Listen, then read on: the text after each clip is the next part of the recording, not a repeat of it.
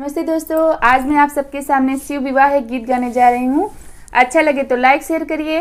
और हाँ, शुरू करने से पहले अगर आप मेरे चैनल पर नए हैं, चैनल को सब्सक्राइब, बेल आइकन जरूर प्रेस करिए। कमेंट बॉक्स में बताइए कि आपको ये मेरा गीत कैसा लगा। धन्यवाद। गौरा को ब्याहन चले हैं महादेव, गौरा को ब्याहन चले हैं महादेव। अंग भभूति लगाई रे ललन माय रे, अंग भभूति लगाई रे ललन माँ।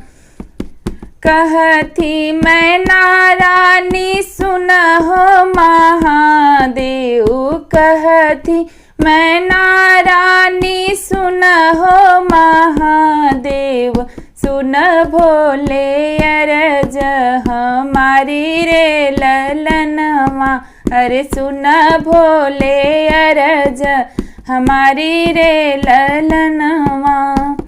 जे हो मोरे गौरा के बजवाली आई हई, जे हो मोरे गौरा के बजवाली आई हई।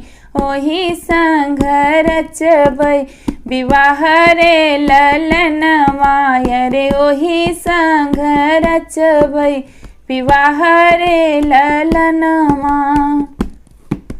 कहते महादेव सुनहो मैं नारानी, कहते महादेव सुनहो मैं नारानी। सुन सासु अरज हमारी रे ललन माय रे, सुन सासु अरज हमारी रे ललन माँ। हमरा के देसे सासु बजवाना बजी हैं, हमरा के देसे सासु बजवाना बजी हैं। डमरू संग रचबै विवाह रे ललन माँ, डमरू संग रचबै विवाह रे ललन माँ। जे हो मोरे गौरा के सिंदूरा लियाई हई, जे हो मोरे गौरा के सिंदूरा लियाई हई। ओही संग रचबै विवाह रे ललन माय रे, ओही संग रचबै विवाह रे ललन माँ। कहते महादेव सुनहो मैं नारानी, सुन सासु अरज हमारी रे ललन माय रे, सुन सासु अरज हमारी रे ललन माँ।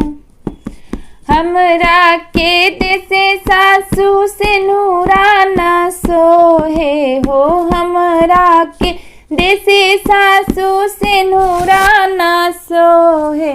भभूति संग रचबै विवाह रे ललन माँ, भभूति संग रचबै विवाह रे ललन माँ।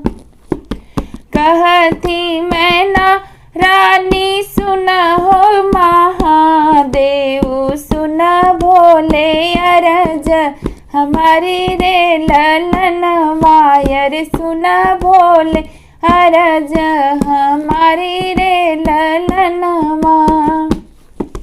जे हो मोरे गौरा के चुनरी लियाई हई, ओही संगे रचबै विवाह रे ललन माय रे, ओही संगे रचबै विवाह रे ललन माँ।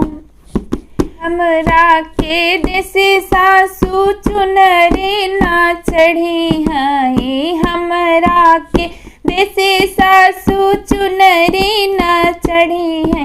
बाघंबर संगे रचबै विवाह रे ललन माँ, बाघंबर संगे रचबै विवाह रे ललन माँ।